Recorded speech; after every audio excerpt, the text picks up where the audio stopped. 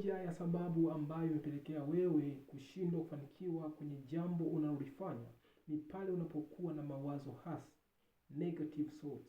Unapokuwa na mawazo hasi ya kujiona kwamba hakuna kitu unaweza kukifanya. Unakuwa na mawazo hasi ya kujiona kwamba wewe haustahili kuwepo kwenye hii dunia. Unakuwa na mawazo hasi ya kujiona kwamba hakuna mtu anayekupenda kwenye hii dunia. Mara nyingi unapokuwa na mawazo hasi inakupelekea wewe kushindwa kufanikiwa kwenye jambo unalofanya. Kwa hiyo nini unapaswa kufanya ili uweze kufanikiwa kwenye jambo unalofanya? Hakikisha unakuwa na mawazo chanya. Jione kwamba wewe unastahili kuwepo hapa duniani. Jione kwamba hakuna kitu ambacho wewe huwezi kufanya. Jione kwamba watu wengi sana wanakupenda kwenye hii dunia. Wa kwanza Mwenyezi Mungu anakupenda na anajivunia sana uwepo wako. Usiache kumwabudu.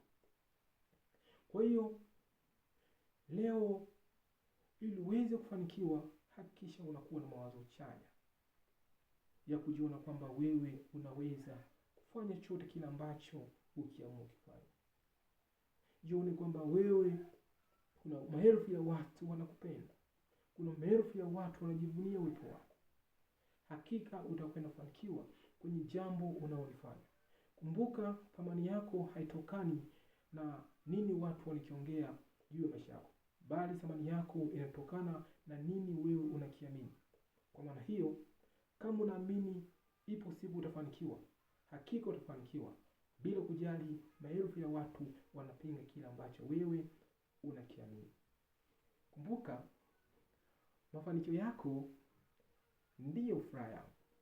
Asante sana kwa kunisikiliza na Mungu awabariki.